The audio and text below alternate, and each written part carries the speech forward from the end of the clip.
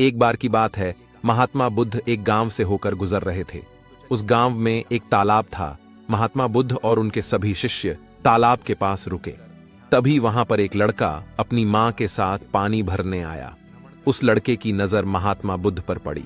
वह महात्मा बुद्ध को पहले से ही जानता था। वह जानता था कि महात्मा बुद्ध बड़े ही ज्ञानी हैं और वह सभी के प्रश्नों का उत्तर देते हैं। वह तुरंत ही महात्मा बुद्ध के पास पहुंचा। उसने महात्मा बुद्ध को प्रणाम किया और कहा, हे बुद्ध, मैं अपने जीवन में कुछ बड़ा करना चाहता हूं, लेकिन जब भी मैं कुछ करना चाहता हूं तो वह मुझे संपूर्ण तरह से नहीं हो पाता। मुझे तो कुछ समझ ही नहीं आता कि आखिर मैं क्या गलती कर रहा हूं। इसलिए आज मैं आपसे यही प्रश्न पूछने आया हूं कि लक्ष्य को पाने के लिए ऐसी कौन सी कठिनाइयां हैं जो हमें पार करनी होगी। महात्मा बुद्ध उस लड़के को देखकर मुस्कुराने लगे और उस लड़के से कहते हैं, जब तक तुम अपने लक्ष्य की ओर कदम नहीं बढ़ाओ तब तक सफलता से जुड़ा हुआ हर एक उत्तर अधूरा है। महात्मा बुद्ध इतना कहकर अपने सभी शिष्यों के साथ वहां से आगे की ओर चल पड़े और वह लड़का भी अपनी मां के साथ वापस अपने घर लौट आया। अगले दिन जब वह लड़का अपनी मां के साथ वापस उस तालाब पर पानी भरने आया तो उसने देखा कि तालाब में जो कमल की कलियां थीं वह पूरी तरह से खिल चुकी है और पूरे के पूरे तालाब में केवल कमल के फूल ही नजर आ रहे हैं। उस लड़के की मां को अपनी आंखों पर यकीन नहीं हो रहा था। इस पर उसकी मां कहती हैं, बेमौसम इतने सारे फूल एक साथ खेलना, ऐसी घटना तो मैं आज तक नहीं सुनी। ऐसा अवश्य ही महात्मा बुद्ध के आने के कारण हुआ है, अर्थात यह उनका ही प्रभाव है।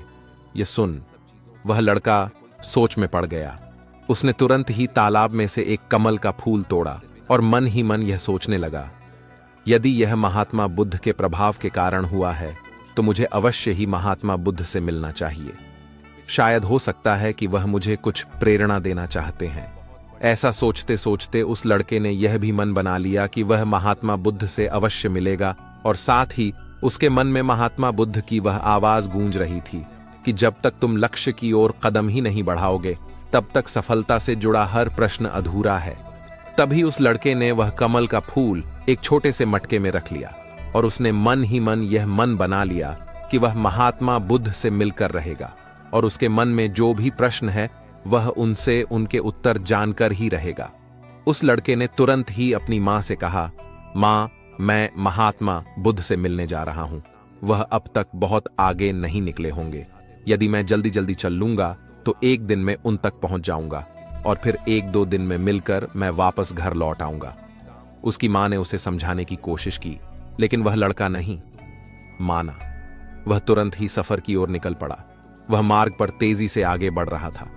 जल्दी जल्दी चलते हुए उसने बहुत कम समय में अपना गांव पार कर लिया, लेकिन अब वह इसी कारण थकने भी लगा था और उसकी रफ्तार भी धीमी पड़ रही थी। उसे लड़के का जोश भी अब खत्म होता जा रहा था। धीरे धीरे चलते चलते वह जंगल के रास्ते पर पहुंचा और जंगल को देखकर उसके मन में एक डर उत्पन्न हुआ। उसने सोचा कि मैंने आज तक कभी जंगल पार नहीं किया है और इस जंगल में तो कई जंगली जानवर भी हैं। यदि मैं रास्ता भटक गया तो मैं महात्मा बुद्ध तक कभी नहीं पहुंच पाऊंगा और यदि मैं किसी गलत रास्ते पर चला गया तो मुझे कम से कम 2 दिन और लगेंगे महात्मा बुद्ध तक पहुंचने के लिए, और यदि वह मुझसे बहुत आगे निकल गए होंगे तो मुझे बाकी का रास्ते भी पता नहीं चल पाएगा और फिर मैं उनसे कभी नहीं मिल पाऊंगा। वह लड़का इसी सोच में पड़ा हुआ था। तभी उसने देखा कि इसी रास्ते से एक घुड़सवार आ रहा था।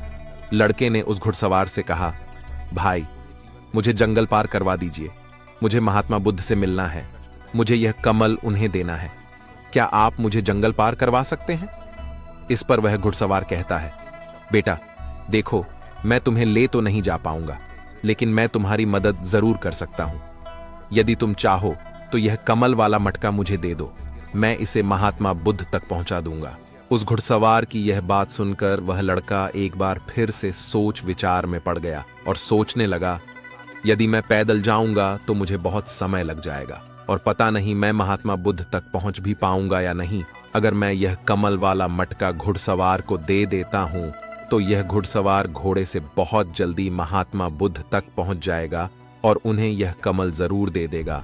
इससे मेरा काम भी आसान हो जाएगा और मेरा काम बहुत जल्दी महात्मा बुद्ध तक पहुंच जाएगा और उन्हें यह कमल जरूर दे देगा। इससे मेरा काम भी आसान हो जाएगा और मेरा काम बहुत जल्द पूरा भी हो जाएगा। काफी कुछ सोच विचार करने के बाद उसने तय किया कि वह यह कमल का फूल उस घुड़सवार को दे देगा। यह सोचकर उस मटके को उस घुड़सवार को थामने ही वाला था कि तभी उसे याद आया इस कमल के पीछे उसका क्या उद्देश्य है, उसे किस मकसद से इस कमल को महात्मा बुद्ध के पास ले जा रहा है। तभी उस लड़के के मन में एक और विचार उत्पन्न हुआ, यदि मैं इस कमल को लेकर महात्मा बुद्ध तक नहीं पहुंचा तो फिर मेरा जो प्रश्न है मैं उनके उत्तर कैसे जान पाऊंगा।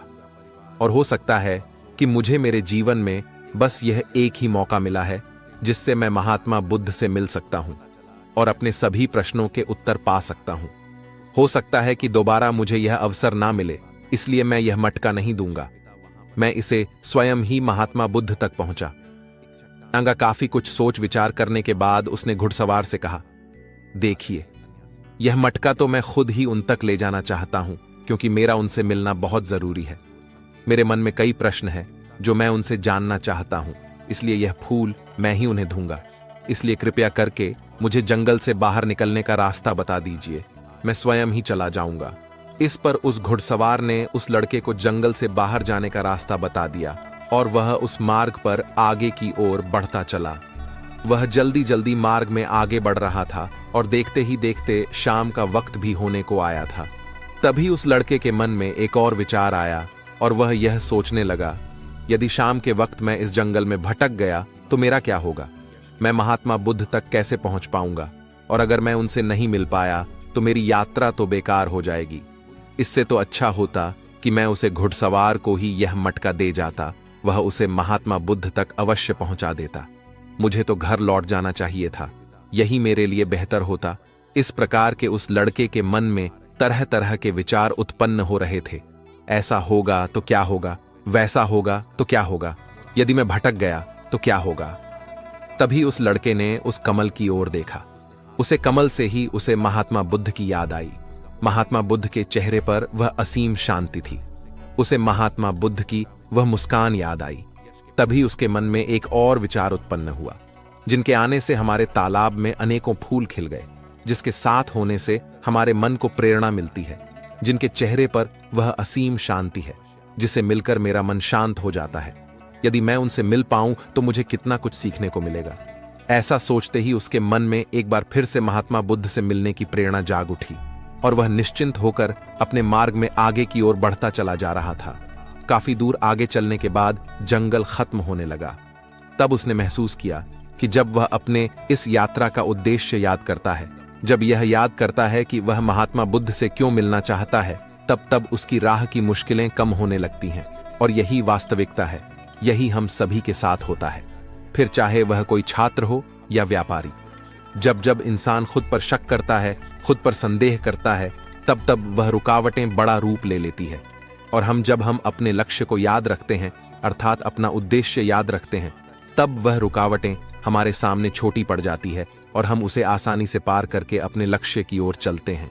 इस पर उस लड़के ने महसूस किया कि उसे अपना लक्ष्य याद रखना है, उसे अपना उद्देश्य याद रखना है और छोटे छोटे कदमों से आगे की ओर बढ़ते जाना है। इसके बाद उस लड़के ने सारी चिंताएं छोड़ दी। वह केवल सफर पर आगे की ओर बढ़ता जा रहा था, लेकिन इस बीच वह चलते चलते काफी थक चुका था। और जैसे ही उसने जंगल पार किया, तभी जंगल के ऊपर उसे एक छोटी सी कुटिया नजर आई। वहां पर एक सुंदर स्त्री रहती थी। लड़का काफी थक चुका था और उसे बहुत जोरों की प्यास लगी थी। वह लड़का उस कुटिया में गया। वहां पर उस स्त्री से उसने पानी मांगा। इस बार उस स्त्री ने उस लड़के को पानी पिलाया। तभी वह स्त्री उस लड़के से कहती है, आखिर तुम महात्मा बुद्ध से क्यों मिलना चाहते हो? इस पर वह लड़का कहता है, मेरे मन में कुछ प्रश्न है और मैं उन प्रश्नों को उत्तर जानना चाहता हूं और मेरे पास केवल यह एक ही अवसर है, इसलिए मुझे उनसे मिलना ही है। वह लड़का उसी तरह से बातें कर ही रहा था। उधर दूसरी तरफ उस स्त्री के मन में उस लड़के के प्रति प्रेम जाग रहा था। वह उस लड़के को पसंद करने लगी थी। वह लड़की उस लड़के को रोकना चाहती थी। वह उससे कहती है, आज की रात तुम यहीं रुक जाओ, वैसे भी शाम होने को है और बहुत जल्द रात भी हो जाएगी। ऐसे में तुम कहां जाओगे? इससे अच्छा है कि आज तुम यहीं पर रुक जाओ। आज हमारे बगल में ही शादी है, वहां पर नाच गाना होगा, खाना पीना होगा, बहुत मजा आएगा। इसलिए आज रात तुम यहीं पर रुक जाओ। उस स्त्री के मुख से यह सब सुनकर वह लड़का यह समझ चुका था कि यह स्त्री मुझे बहुत पसंद करती है और वह बहुत भी सुंदर भी है। उसकी सुंदरता को निहारत हुए वह लड़का मन ही मन सोच रहा था कि यदि मैं इससे दोस्ती कर लूं तो मेरा जीवन तो संवर जाएगा, मुझे जीवन का मजा आ जाएगा, और वैसे भी आज रात तक तो मैं महात्मा बुद्ध से मिल भी नहीं पाऊंगा, तो क्यों ना मैं यहीं पर रुक जाऊं। तभी उस लड़के ने जवाब देते हुए कहा, मैं कुछ देर में सोचकर बताता हूं। लड़का इस विषय पर सोच ही रहा था कि तभी उसके मन में एक बार फिर से महात्मा बुद्ध की वह बात याद आ गई और उसे यह एहसास हुआ कि मैं इतनी दूर से यहां पर क्यों आया हूं। उसने मन ही मन खुद से प्रश्न किया, क्या मैं यहां पर इतनी दूर इस लड़की से मिलने के लिए ही आया था? नहीं नहीं, ये मेरी मित्र नहीं बन सकती। क्या भरोसा आज को इसका मन मुझ पर आया है और कल को किसी और पर आ गया तो मैं क्या करूंगा। उस लड़के ने तुरंत ही उस कमल की ओर देखा। तभी उसे उसका उद्देश्य याद आ गया और उसने तुरंत ही यह निर्णय लिया कि वह आगे की ओर बढ़ेगा।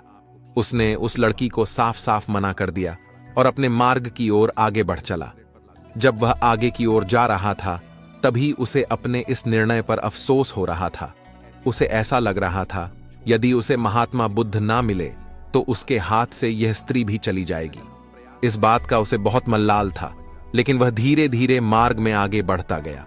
कुछ दूर आगे जाने के बाद जब उसका मन शांत हुआ तब उसे इस बात का एहसास हुआ, यदि वह उस स्त्री के पास रुक जाता तो वहां अपने इस उद्देश्य को कभी पूरा नहीं कर पाता और उसकी यह यात्रा बेकार हो जाती, उसकी इतनी मेहनत व्यर्थ हो जाती।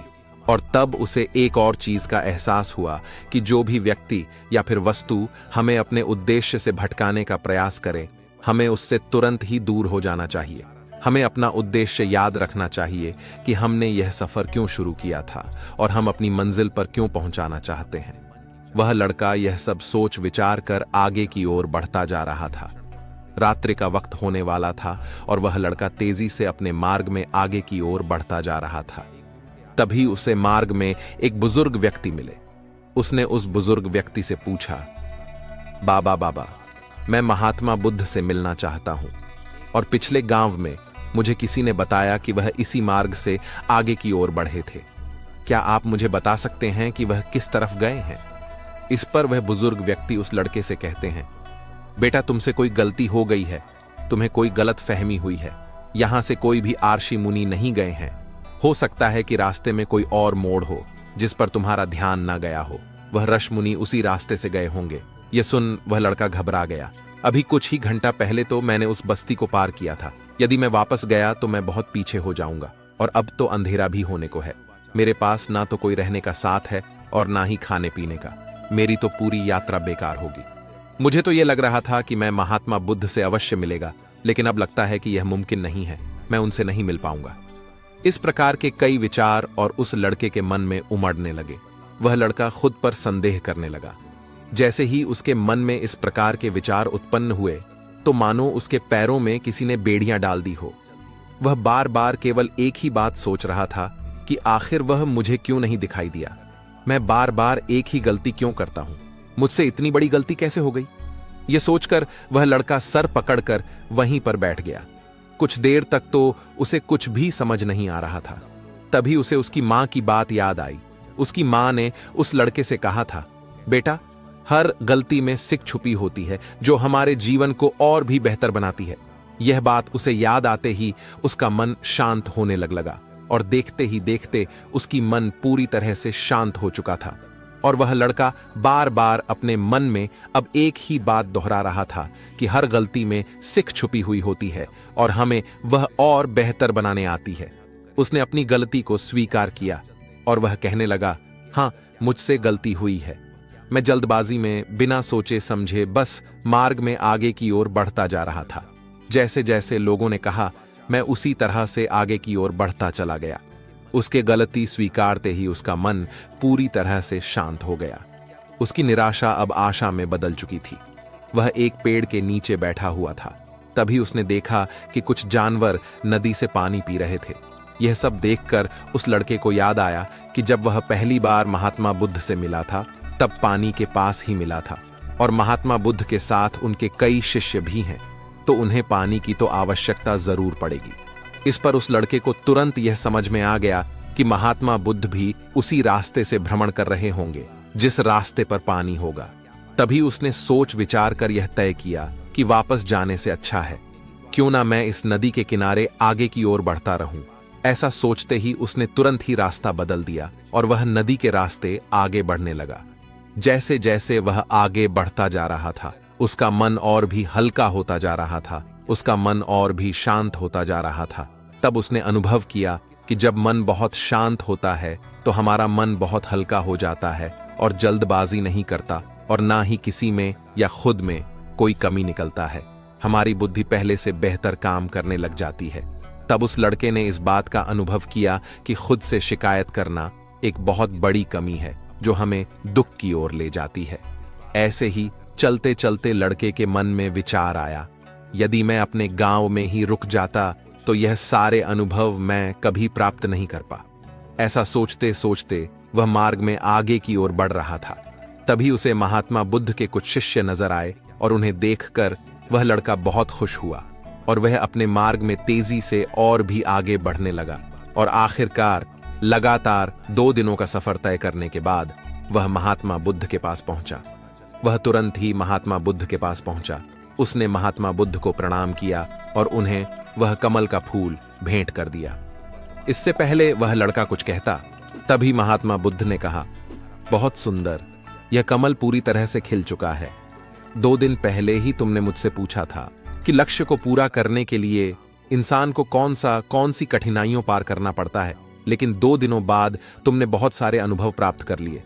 तुम्हारा यह धैर्य, यह मुस्कान देखकर लगता है कि तुमने इस यात्रा में बहुत कुछ सीख लिया है। इस पर उस लड़के ने यात्रा में घटित हुई एक बात महात्मा बुद्ध को बता दी।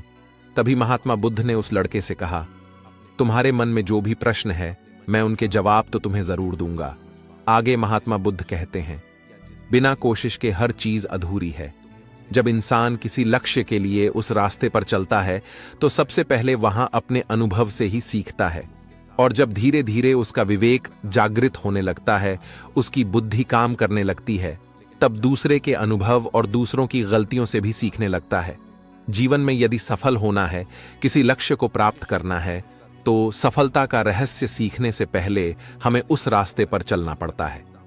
महात्मा बुद्ध आगे कहते हैं, किसी भी लक्ष्य को प्राप्त करने के लिए उस रास्ते में हमें 3 बाधाएं आती हैं और इनका निवारण करने के बाद ही हम अपने लक्ष्य तक पहुंच पाते हैं। और तुमने भी यह 3 बातें सीख ली। पहले अपने उद्देश्य को पहचानो और उसके प्रति समर्पण करो। जैसे कि तुम यह कमल का फूल मुंह तक पहुंचाना चाह रहे थे और तुम्हारा उद्देश्य भी यही था। तुमने यह जान लिया था कि यह फूल मुझ तक पहुंचने के लिए तुम्हारा क्या उद्देश्य है, जिस कारण तुम्हारे मन के सारे संदेह खत्म हो गए। इसके बाद जब भी तुम फूल को देखते थे तो तुम्हें अपना उद्देश्य याद आ जाता। आगे महात्मा बुद्ध ने कहा, तुमने स्वयं के अनुभव से ही यह जान लिया कि अपनी मंजिल तक किस प्रकार हमें पहुंचना है और सब कुछ तुम्हारे भीतर से ही प्रकट हो रहा है। वह लड़का महात्मा बुद्ध की सारी बातें ध्यानपूर्वक सुनता रहा। तब महात्मा बुद्ध कहते हैं, तुम्हारे मन में कई प्रकार के डर और संशय थे। पता नहीं तुम मुझ तक पहुंच पाओगे या नहीं, पता नहीं तुम जंगल पार कर पाओगे या नहीं, क्योंकि तुमने आज से पहले कभी जंगल पार नहीं किया था और रास्ते में तुम्हें तरह तरह की रुकावटें भी झेलनी पड़ी। और जब हमारे रास्ते में तरह तरह की रुकावटें उत्पन्न होती हैं, तब हमारा मन बाधित होता है, हमारा मन भटकने लगता है और हम अपने लक्ष्य से भटक जाते हैं। लेकिन जब हम अपना सारा ध्यान रुकावट से हटाकर अपने उद्देश्य पर लगाते हैं तो सारी रुकावटें खुद ब खुदा होती हैं और वह उन परेशानियों के सामने घुटने टेक देते हैं। लेकिन जैसे जैसे आप आगे बढ़ते हैं, अपने लक्ष्य के प्रति समर्पित हो जाते हैं, तो वैसे वैसे चलते जाना आसान हो जाता है और हम अपने लक्ष्य तक पहुंच ही जाते हैं। आगे महात्मा बुद्ध उस लड़के को तीसरी बात बताते हुए कहते हैं, असली शक्ति इच्छाओं को पूरा करने में नहीं बल्कि उनको मिटाने में है। हम जानते हुए भी सही काम नहीं करते। अगर हम अपनी उद्देश्य की ओर आगे बढ़ते हुए आकर्षणों के पीछे रुक जाते तो हमारी यात्रा कभी पूरी नहीं हो सकती। इसलिए जैसे कि इस यात्रा के दौरान तुमने फूल हमेशा अपने साथ रखा, अपने पास रखा, वैसे ही उद्देश्य से भी हमेशा सामने रखना चाहिए। हमारा लक्ष्य हमेशा हमारी आंखों के सामने होना चाहिए। इससे हमें निर्णय लेने में आसानी होती है। अन्यथा हमारे मन का संदेह, हमारी मन की शंका हमें कभी भी सही निर्णय नहीं लेने देता और वह हमें मन की उलझनों में फंसाकर रख देती है। इसलिए संदेह के प्रति सचेत रहे। आगे गौतम बुद्ध उस लड़के को समझा बुझाकर उसे विदा कर दिया। इस कहानी से क्या सीखने को मिला, कमेंट सेक्शन में जरूर बताएं। और हां, इस चैनल को सब्सक्राइब जरूर कर लें। प्राचीन समय की बात है, जापान में एक बहुत ही प्रसिद्ध बौद्ध भिक्षु रहा करते थे। उनका नाम रिसाई था। रिसाई अकेले रहते थे। दुनिया के शोर शराबा से दूर जंगल में वह रहते थे और वह बड़े ही ध्यानी और प्रभु भक्ति व्यक्ति थे। इसलिए वह पूरे जापान में बहुत अधिक प्रसिद्ध थे। एक दिन एक राजकुमार देसाई के पास आया और बोला, हे प्रिय भिक्षु, मैं हमेशा थका हुआ और निराशा और परेशान महसूस करता हूं। मेरा मन बहुत परेशान रहता है। हालांकि मेरे पास सब कुछ है, दौलत, शोहरत, सुख, सुविधा, जो हर व्यक्ति चाहता है या पाने की इच्छा करता है, लेकिन फिर भी मेरे अंदर इतनी अशांति और चिंता क्यों है? रिसाई ने उसकी बात बहुत ही ध्यानपूर्वक सुनी और कुछ सोचने के बाद कहा, तुम इस प्रश्न का उत्तर जानते हो? तुमने कभी इस प्रश्न को हल करने की कोशिश नहीं की है। रिसाई ने आगे कहा, मैं एक रिसर्च करना चाहता हूं। क्या तुम मेरा साथ उसमें दोगे? इस रिसर्च के बाद तुम्हारे जीवन में किसी भी तरह की अशांति और चिंता नहीं रहेगी।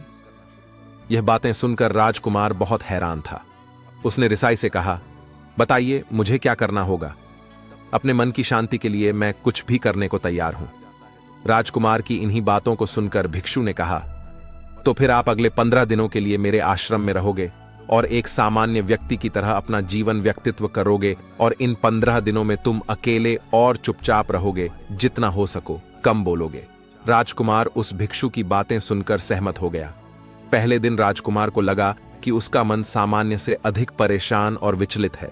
उसके मन में तरह तरह के विचार आ रहे थे और वह आम लोगों की तरह जीवन जीने में सहज महसूस कर रहा था। उसे अंदर से बोलने की इच्छा हो रही थी, लेकिन वह चुपचाप रहा। उसके मुंह से एक भी शब्द नहीं निकला, बस मन मारकर चुपचाप बैठा रहता। लेकिन रात होते होते उसके अंदर ही अंदर शांति का अनुभव होने लगा। उसके लिए यह अनुभव अजीब था। वह खुद से पूछ रहा था कि वह अंदर ही अंदर इतना खुश क्यों है और उसकी आंतरिक बेचैनी और उसकी चिंता कम क्यों होने लगी है। अगले दिन राजकुमार अकेला चुपचाप बैठ रहा और वह प्रकृति को निहार रहा था, पौधों को, फूलों को, आकाश में उड़ रहे पक्षियों को। वह अपने जीवन में पहली बार यह अद्भुत दृश्य महसूस कर रहा था कि उसके पास कितनी सुंदरता है। वह दिन भर प्रकृति की सुंदरता को निहारता रहता और उसकी ताजगी को महसूस करता रहता। इसी तरह से 10 दिन हुए और उसके मन की सारी बेचैनी, सारी हलचल, सारी उथल पुथल और सारा तनाव गायब हो गया। 11वें दिन की सुबह राजकुमार फिर एकांत में बैठ गया और कुछ मिनट में उसकी आंखें अपने आप बंद हो गईं और वह गहरे ध्यान में चला गया। वह पूरे दिन वहीं पर आंखें बंद करके बैठा रहा और गहरे ध्यान में डूबा रहा। ना कोई शब्द, ना कोई चिंता। राजकुमार भीतर से असीम शांति और आनंद से भर गया। राजकुमार अपने बाकी के 4 दिन इसी तरह से ध्यान में बिताने के 15 दिन बाद रिसाई के सामने प्रस्तुत हुआ और उनको प्रणाम करके बोला, प्रिय भिक्षु, मुझे मिल गया कि मेरे मन में इतनी उथल पुथल और चिंता क्यों थी। मैं जान गया कि मेरा मन इतना अशांत और विचलित क्यों था। रिसाई मुस्कुराते हुए पूछा, बताओ क्या उत्तर मिला तुम्हें? राजकुमार ने कहा, मैं आवश्यकता से अधिक बातें करता था। मैं किसी पर भी अपने शब्द और ऊर्जा व्यर्थ करता था। मैं दिन भर अपने लोगों से फालतू की बातें करता रहता और फिर उन्हीं के बारे में अकेला सोचता रहता और ज्यादा समय नकारात्मक ही सोचता रहता। इस तरह मैं बस अपना समय बर्बाद कर रहा था। ज्यादा बोलने और नकारात्मक सोने की वजह से मेरा मन अशांत और बेचैन हो रहा था और इसी वजह से मैं किसी भी काम को ठीक से नहीं कर पा रहा था, जिसकी वजह से मैं हर काम में असफल होने लगा और फिर इन्हीं लगातार मिलने वाली असफलताओं की वजह से ही मैं और भी उदास और चिड़चिड़ा हो गया था। इन्हीं सभी चीजों की वजह से मेरा जीवन नष्ट हो रहा था। लेकिन यहां पर बीते हुए 15 दिन मेरे लिए पूरी तरह से अलग थे। मुझे कुछ अलग ही एहसास यहां पर हो रहा था। मुझे ऐसा लग रहा था कि मैं अपना पूरी तरह से जिंदगी जी रहा हूं लेकिन इससे पहले मैं अपना जीवन गलत तरीके से जी रहा था और मैंने यह भी सीखा कि हमें सिर्फ ध्यान करने की जरूरत नहीं है, ध्यान अपने आप होता है। जब हम शांत और मौन होते हैं। ध्यान के पिछले कुछ दिनों के दौरान मैंने जो पहली चीज सीखी वह यह है कि मनुष्य के जीवन की सबसे महत्वपूर्ण चीज स्वयं को जानना ही है। यह सुनकर रिसाई ने कहा, सिर्फ तुम ही नहीं, दुनिया में ज्यादातर लोग जरूरत से ज्यादा बोलते हैं। आज भी लोग ज्यादातर समय केवल एक दूसरे को नीचा दिखाने के लिए ही बोलते हैं। कुछ लोग ना चाहते हुए भी बातें करते हैं और अपना जीवन बर्बाद कर लेते हैं। रिसाई ने राजकुमार को चुप रहने का महत्व समझाते हुए कहा। एक बार गौतम बुद्ध से उनके शिष्यों ने पूछा, प्रिय बुद्ध, आप ज्यादा समय चुप क्यों रहते हैं? बुद्ध ने कहा, क्योंकि चुप रहने से व्यक्ति अंदर से आनंद शांति की गहराइयों में होता है। मौन अपने भीतर की ओर उतरने की पहली सीढ़ी है।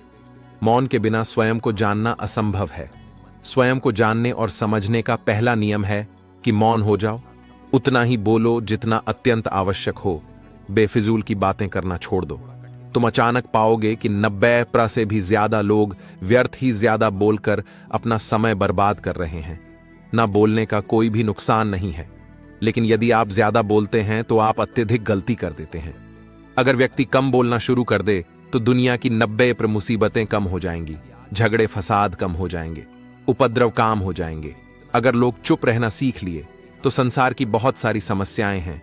बहुत सारा उपद्रव सिर्फ बोलने से पैदा होता है। सारी बात मौन सीखने की है। जब तुम नहीं बोलते तब तुम एकांत में अकेले हो गए, भीड़ में भरे बाजार में खड़े होकर भी नहीं बोलते, हिमालय की शिखर में पहुंच गए। जिसे मौन की कला जान ली वह भीड़ में भी अकेले होने की कला जान लेता है। एकांत में तो आदमी स्वर्ग में है। दूसरे की उपस्थिति ही बेचैनी पैदा करती है। पहले तुम्हें चुप रहने की शक्ति को धारण करना होगा। इससे तुम अधिकतर ऊर्जा को बचा लोगे और फिर उस स्थिति में पहुंच जाओगे कि तुम कभी भी ज्यादा नहीं बोल पाओगे। अगर तुम किसी की यहां पर जा रहे हो और परेशान हो जाओ तो ऐसे में उचित है कि आंखें बंद कर लो और अपने में खो जाओ। वहां से आपको ताजगी महसूस होगी, क्योंकि तुम्हारे अंदर ही जीवन का वह स्रोत छिपा हुआ है, वह किसी दूसरे में नहीं है। इसके बाद राजकुमार उन रिसाई से पूछते हैं, आखिर कौन हमें अपने अंदर तक ले जाएगा? यह बातें सुनकर रिसाई कहते हैं, तुम्हें स्वयं ही अपने अंदर उतरना होगा और वहीं से परम राज्य जीवन का आनंद ले पाओगे। आनंद का यहीं से जन्म हुआ है, यहीं से तो मौत में डूब जाओगे। यही तुम्हारा सूरज उदय होगा और यहीं से अस्त होगा। इसी प्रकार तुम बार बार चुटकी लगाओ। जब भी तुम चुटकी लगाकर वहां से लौटोगा तो पाओगे कि फिर तुम्हारे जीवन में एक ताजगी भरी नई संपदा मिली है और इस नई शक्ति के जन्म होने से तुम्हारी थकान चली जाएगी, उदासी चली जाएंगी और चिंता चली जाएंगी। जैसे कोई स्नान करके लौटता है तो शरीर शीतल हो जाता है, शांत हो जाता है। ऐसे ही जब भीतर से साफ होकर वापस आता है, मौन में स्नान करके लौटता है, तो समस्त अस्तित्व व्यक्तित्व शांत और मौन हो जाता है, आनंदित हो जाता है। जब तुम आंतरिक मौन की उस पराकाष्ठा पर पहुंच जाओगे तब तुम पाओगे कि बोलने से भी तुम्हारा मौन खंडित नहीं होता, वह बना ही रहता है। उसकी एक अंतर्धारा लगातार तुम्हारे भीतर बहती रहती है। तुम बोलते हो, तुम शब्दों का उपयोग भी करते हो, लेकिन वह तुम्हारे मन को खंडित नहीं कर पाती। एक बार गहरी मौन में स्थिर हो जाओ, फिर तुम्हारी वाणी में भी मिठास आ जाएगी। तुम्हारा बोलना संगीतपूर्ण होगा, तुम्हारा बोलना सत्य होगा। तुम बोलोगे तो दूसरों पर भी शीतलता छा जाएगी। जैसे ही तुम अंदर से चुप होते हो, तुम इतने शक्तिशाली होने लगते हो कि समाज के निर्भरता तुम छोड़ने लगते हो और तुम्हारे जीवन में एक मस्ती आती है जो कि केवल दीवानों के जीवन में होती है। तुम्हारे चेहरे पर एक नई रौनक आ जाती है। तुम्हारी आंखें किसी अमृत के समान हो जाती हैं और तुम अनंत शांति के समुद्र में डूबने लगते हो।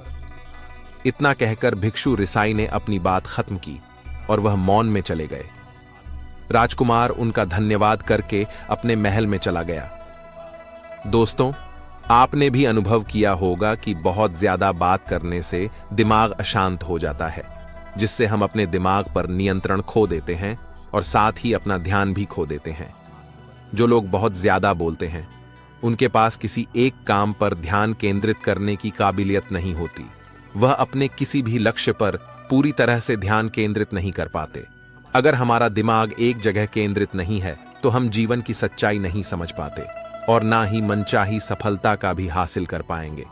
इसके अलावा भी आपने देखा होगा कि जो लोग अधिक बोलते हैं वह अक्सर लोगों के बीच हंसी का पात्र बन जाते हैं, और जो लोग कम बोलते हैं और अपनी बात पर कायम रहते हैं उन्हें लोगों से सम्मान मिलता है। लोग उनकी बातों को सुनते हैं और उन पर भरोसा भी करते हैं। जो लोग जरूर से अधिक बोलते हैं और अपने विचारों के बारे में पक्के नहीं होते, उनका दिमाग स्थिर और विचलित रहता है, शोर से भरा रहता है, और एक अशांत दिमाग वाला व्यक्ति जीवन में किसी भी चीज में सफल नहीं हो पाता, क्योंकि वह किसी भी काम में फोकस नहीं कर पाता। यदि किसी व्यक्ति को यह पता है कि उसे कब कहां और क्या बोलना है, तो वहां व्यक्ति सच में बहुत बुद्धिमान है, और ऐसा व्यक्ति जहां भी जाता है उसका व्यक्तित्व आकर्षक का केंद्र बन जाता है, और वह जो कुछ भी करता है उसमें बहुत शक्ति होती है। यह कहानी आपको कैसी लगी आप कमेंट सेक्शन में जरूर बताएं। और हां, इस चैनल को बिना सब्सक्राइब करने मत जाना दोस्तों। प्राचीन समय की बात है, एक बार एक नौजवान युवक पूत के पास जाता है और उनसे कहता है कि हे बुद्ध, क्या आप मेरे एक सवाल का जवाब देंगे? बुद्ध ने मुस्कुराते हुए कहा कि पूछो, क्या पूछना है? इसके बाद उस युवक ने कहा कि हे बुद्ध, मेरी उम्र अभी बहुत ज्यादा नहीं हुई है, लेकिन मैं बहुत ज्यादा परेशान रहता हूं, बहुत दुखी रहता हूं। मैं आपसे यह जानना चाहता हूं कि मेरे जीवन में अभी से इतने दुख हैं, तो मेरी जिंदगी तो अभी बहुत बाकी है। क्या मेरे जीवन में दुख बढ़ते ही रहेंगे? क्या इन दुखों से छुटकारा पाने का कोई रास्ता नहीं है? यह सुनकर बुद्ध कहते हैं कि कहां है तुम्हारे दुख? मुझे तो दिखाई नहीं दे रहे। यह सुनकर वह युवक कहता है कि हे बुद्ध, दुख तो मेरे अंदर है, मेरे भीतर है, वह आपको कैसे दिखाई देंगे? यहां सुनकर बुद्ध उस युवक से पूछते हैं कि क्या तुम्हें अपने दुख दिखाई देते हैं? वह युवक बुद्ध से कहता है कि हां बू, मैं अपने दुखों को भली भांति देख पा रहा हूं। तब बुद्ध ने पूछा कि इन दुखों का मूल क्या है? बुद्ध में और उसी वक्त में चर्चा चल ही रही होती है कि तभी एक भूखू दौड़कर वहां पर आता है और तथागत बू के कानों में कुछ कहता है। फिर बुद्ध उस युवक से कहते हैं कि चलो, आज मैं तुम्हें जीवन का सत्य दिखा रहा हूं, लेकिन तुम्हें मेरे साथ चलना होगा और वहां पर जाकर तुम्हें कुछ भी नहीं बोलना है। चुपचाप सारी बातें सुनते रहना है। इसके बाद तुम्हें अपने सभी प्रश्नों के उत्तर खुद ही मिल जाएंगे। यह कहकर बुद्ध वहां से चल देते हैं और साथ में वह युवक भी उनके पीछे नीचे चला देता है। कुछ दूर चलने के बाद गौतम बुद्ध एक घर में प्रवेश करते हैं। घर में प्रवेश करने के बाद वो युवक और तथागत बुद्ध देखते हैं कि वहां पर बहुत सारे लोग इकट्ठे हो रखे हैं और बीच में छपाई पर एक वृद्ध आदमी लेटा हुआ है। बुद्ध को देखते ही सभी ने उनके लिए राह बनाई और बुद्ध उस आदमी के पास उसके चरपा पर जाकर बैठ जाते हैं। वह युवक भी पास में ही बैठ जाता है।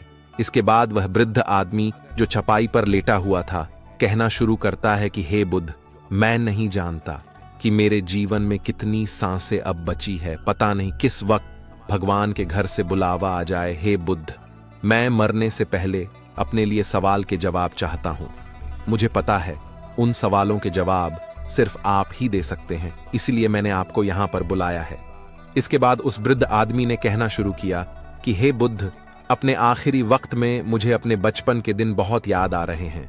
मैं सोच रहा हूं कि वह भी दिन क्या दिन थे, न कुछ पाने की न कुछ खोने का गम। बचपन के उन दिनों को याद करके मेरी आंखों में आंसू आ जाते हैं। मुझे लगता है कि कितनी आजादी थी उस समय। मेरा मन कितना खुला हुआ था। मन में कुछ भी पाने की इच्छा नहीं थी। जिस भी खेल में लग जाते थे उसी खेल में पूरे दिन लगे रहते थे। लेकिन कुछ समय बाद मैं जैसे जैसे बड़ा होने लगा, वैसे वैसे लोग मुझे जिंदगी की दौड़ में आगे निकलने के लिए कहने लगे। मेरे पिता अक्सर मुझसे कहा करते थे कि पढ़ाई में तुम अपने भाई जैसा क्यों नहीं हो, तुम दूसरे लोगों से पीछे क्यों रहते हो। ये सब सुन सुनकर मेरा मन बहुत बेचैन रहने लगा। लोग मुझे बहुत ताने देते थे, क्योंकि ना तो मैं खेल में अच्छा था, ना ही मैं पढ़ाई में अच्छा था।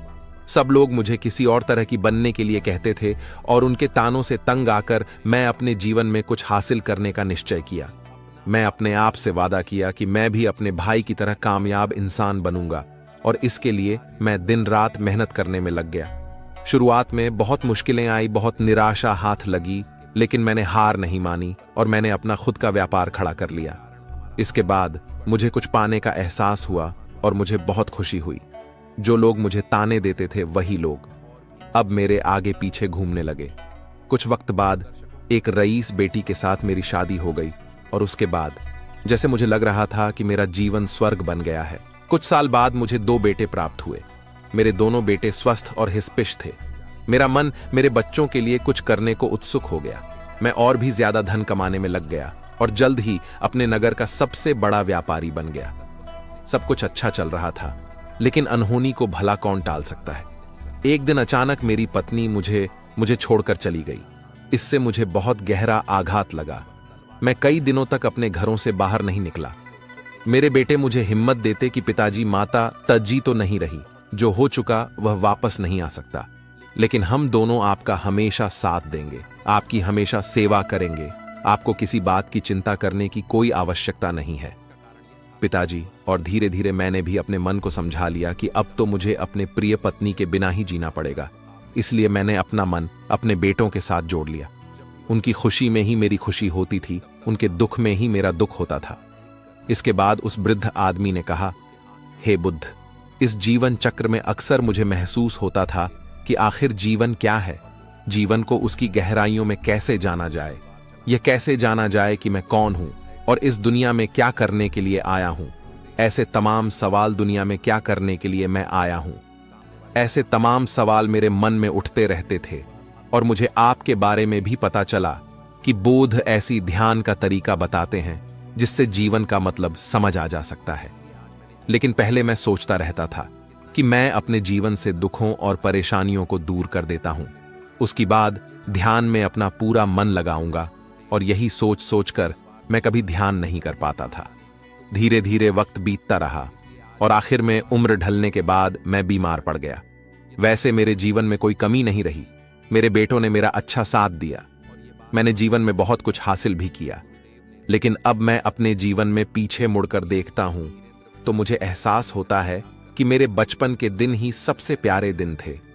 तब उस वृद्ध आदमी ने बुद्ध से पूछा, मैं चंद घड़िया का मेहमान बचा हूं, मैं जानता हूं, लेकिन क्या आप मुझे कुछ ऐसा सूत्र बता सकते हैं जिससे कि मैं सुकून से मर सकूं, मेरे मन के सारे सवाल, क्षण, जवाब शांत हो जाए और मैं जीवन का असली मतलब समझकर मर सकूं।